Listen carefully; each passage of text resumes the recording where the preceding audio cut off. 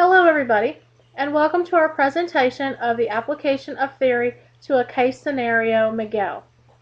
This is for class Social Work 7338 at Our Lady of the Lake University. Our group members consist of Connie, Max, Landra, Dale, and Tammy.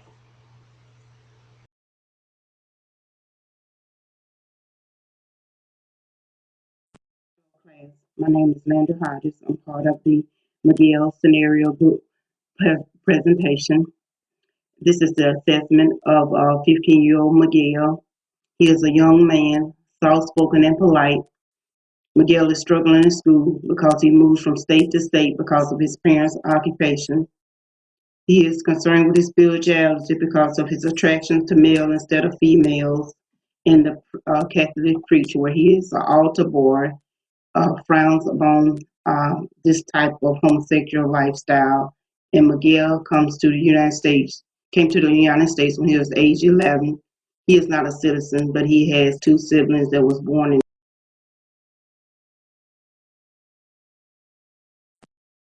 Some of the presenting problems, some of the concerns for Miguel is Miguel's family moves from state in state, and this causes him to continue to fall behind in school.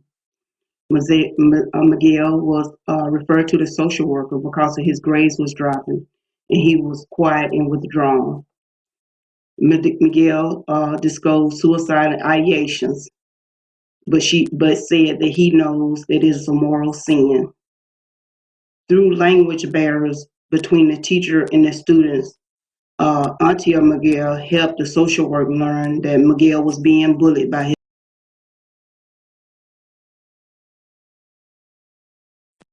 needs in this scenario of Miguel is the school needs to staff Spanish-speaking teachers to help the family as well as the students with the language barrier. Even though the school is not mostly Hispanic or and Latino, their numbers are increasing. So the schools need to employ more Spanish-speaking teachers. Miguel needs one-on-one counseling session to help him improve his grades because Miguel has been moving around with his family, and he needs a one-on-one term to help him meet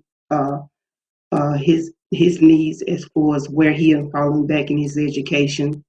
The schools need to bring awareness to bullying, having programs and having programs or just teaching the students that bullying is not good, and to bring awareness at the school about bullying. And the Monroe ISD social workers need to address Miguel's suicidal ideation.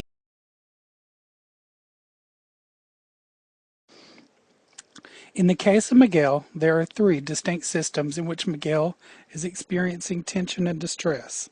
On the meso level, Miguel is trying to deal with possible familial objections to his sexual identity. The macro level contains Miguel's school and church activities. These are going to be very difficult systems to navigate due to their deeply established beliefs and rule systems. Miguel does have the advantage of having his family present both at school and at church. If work can be performed to educate and incorporate Miguel's family into a supportive role, then they can face the other two systems together. Payne explains in his text that ecological systems theory focuses on psychological and individualistic equilibrium.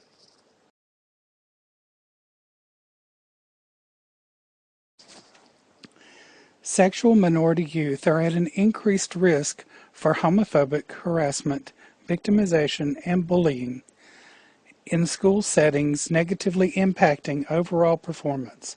Latino and African American sexual minority youths particularly confirmed feeling unsafe or uncomfortable. This is explained by reviewing the minority stress theory, which offers an understanding to how best approach Miguel in relation to his surrounding systems and the work which will ultimately arise to gain sustainability for Miguel.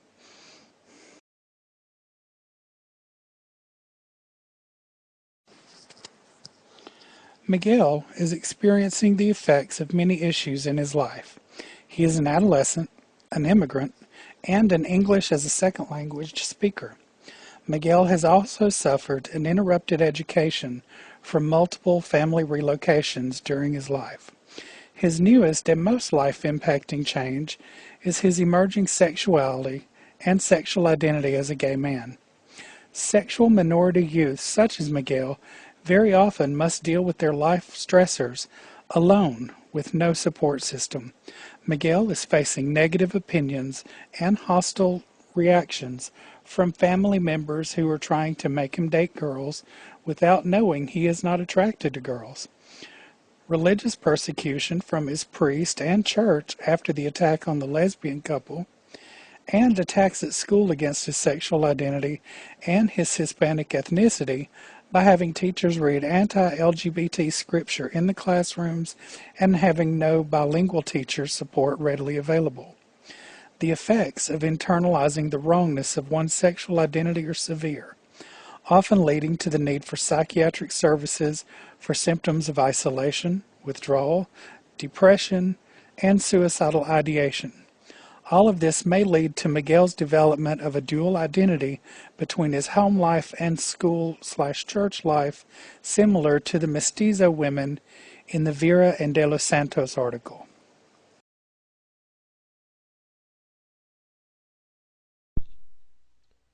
Hi, this is Max Hicken, and I'll be talking about one of the theories that can help Miguel in his treatment. This theory or framework is the strengths perspective. The features of the strength perspective include using positive traits and strengths to gain a different perspective and positive outlook for the future, rather than focusing on current difficulties and past issues. This perspective is also used to build client resilience, or the ability to withstand or push forward through difficult circumstances. The strengths perspective also aims to empower clients, giving them confidence and positivity despite their differences and struggles.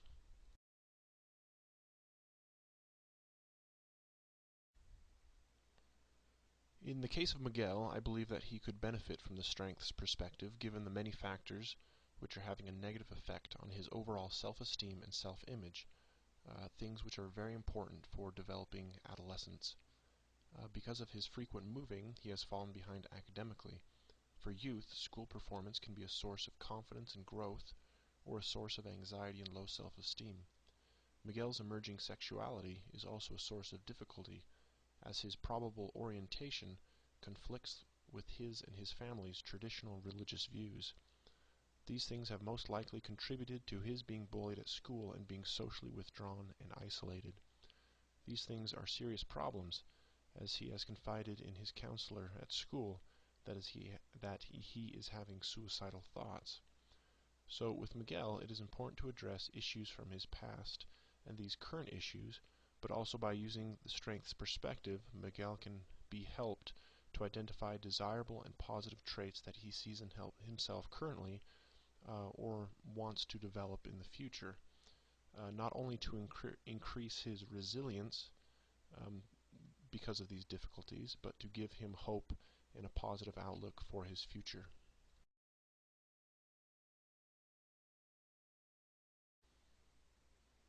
In terms of working specifically with the Hispanic population, the strengths perspective can highlight the strengths and positive characteristics of the Hispanic culture.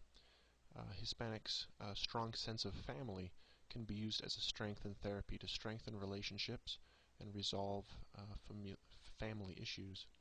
Because the concept of family is already so important in Hispanic culture, this concept and focus should feel very natural for the clients being worked with.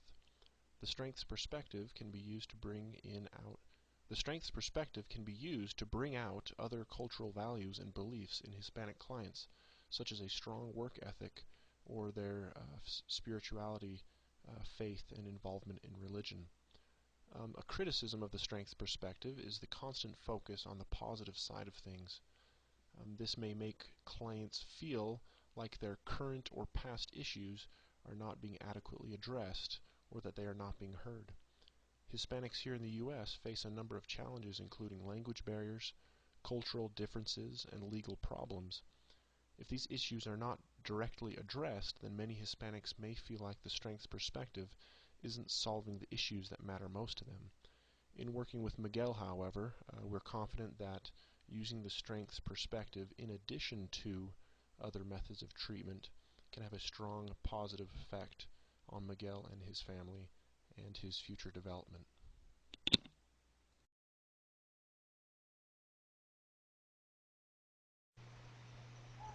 Promising future directions for practice and interventions with the gay and bisexual community include internet-based delivery and those approaches that go beyond the individual level to address a more combined approach, including structural, community, and social network factors. Affirmative-based practice, which focuses on defining coping strategies, affirming a positive self-identity, and increasing the ability to assess the effect of homophobia and stigma on psychological functioning and health risk behavior, have been identified by researchers as effective intervention for those dealing with minority stress. This type of intervention is best partnered with behavioral interventions administered at three levels: individual, group, and community.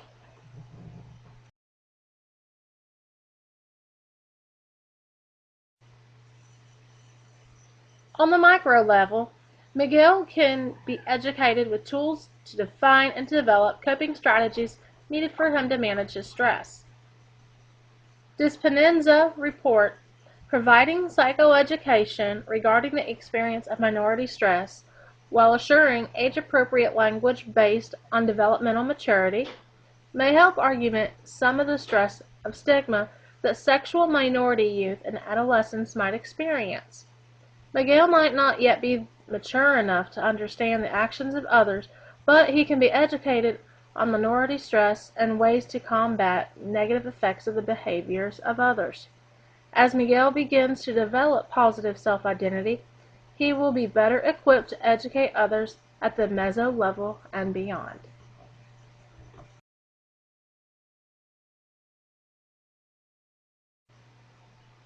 At the meso level, interventions can be introduced through educators and social workers in schools by implementing a bullying prevention program. At the group level, educators can play a large role in addressing stigmas and assessing the effects of homophobia on student populations.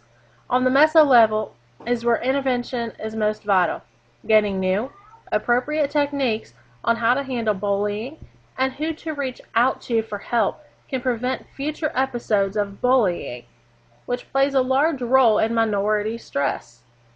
Outside of the home environment, children are socialized through schools and churches.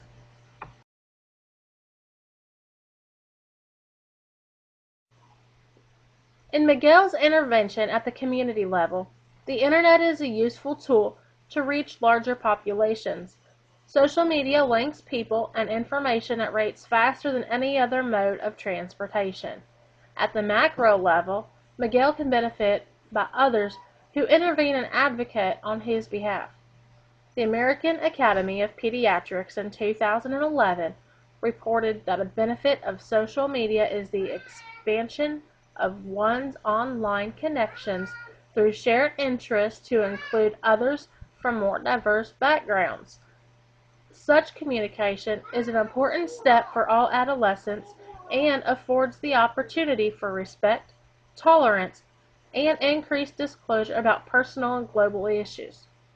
If awareness and advocacy tend to be community level, attitudes and paradigms begin to shift. It's not enough that Miguel learns to accept differences, but it's also important that others are educated on how to accept others' differences as well.